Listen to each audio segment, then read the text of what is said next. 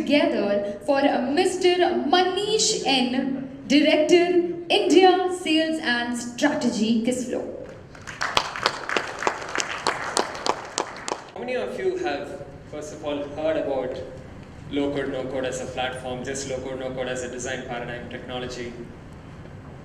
It's a pretty well-knowledged crowd, I guess. So before going into low-code, no-code, just in continuation to what Namrata was talking about, I want to talk about AI, just to ensure some kind of continuity, right, before we delve into low-code, no-code. How many of you think this is a reality, right? Let's say by 2030 or by 2040, instead of talking to your IT teams, by the way, how many of you are from the IT organization? It's quite a bit of folks, right? All right. So how many of you think instead of talking to IT teams for digital transformation, potentially by 2040, people would be talking to AI engines, like I think Namrata was mentioning, walk into a room. I don't know if there's going to be an empty chair or something else in the form of an AI engine. By the way, I'm not an avatar. I'm a real person, at least as of today. But how many of you think this could become reality? Okay, quite a lot of optimistic folks. I know, because it's a very technology audience, there's quite a number of people raising their hands.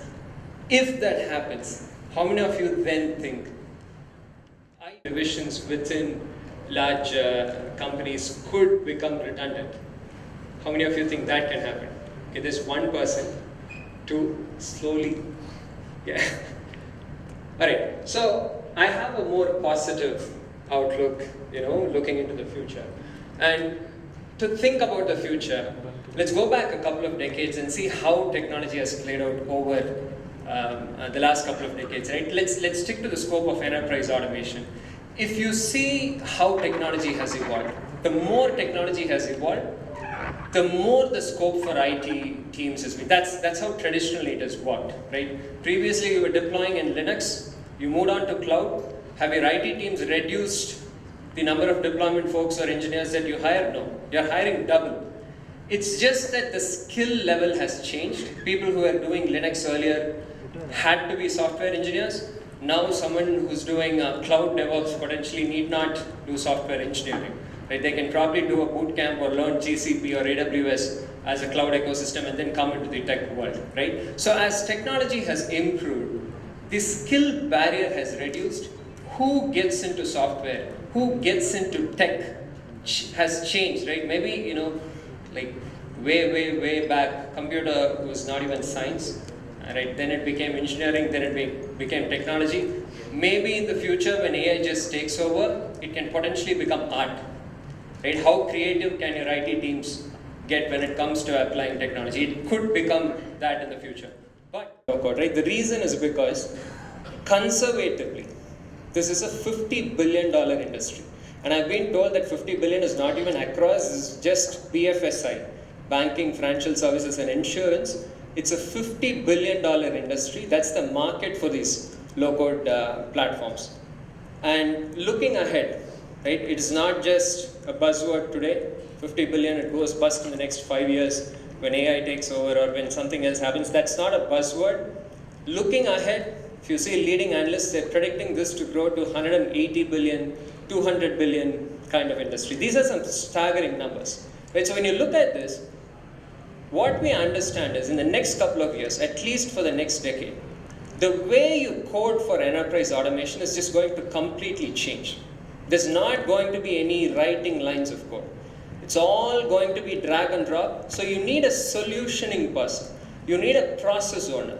You need someone who understands business really well from a process standpoint, but also has some knowledge into how I can apply technology.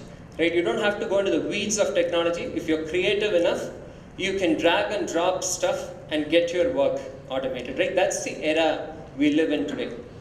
What is this low-code platform? Where exactly is it going to fit into my larger organizational ecosystem and also tech ecosystem? One of the things, before history of connectors, the more and more, like, for example, we see a lot of people using Salesforce, so we provide connectors for Salesforce as a CRM, right? So similar to that, for your messy middle layer to talk to all the other systems, we also provide a lot of connectors. Lastly, the main reusability, so you can ensure auditing, compliance, everything is, and also ensure or identify process bottlenecks, right? Who in the process, software management and all of that, right? You just open your browser and you're ready to go. A testament to the fact, or a testament to how efficient we are in solving this messy middle layer lies in the fact that right now we are present in over 160 countries with over 10,000 customers across different industry spectrums, different geographies using our platform. These are just some Indian brands that are using our platform today.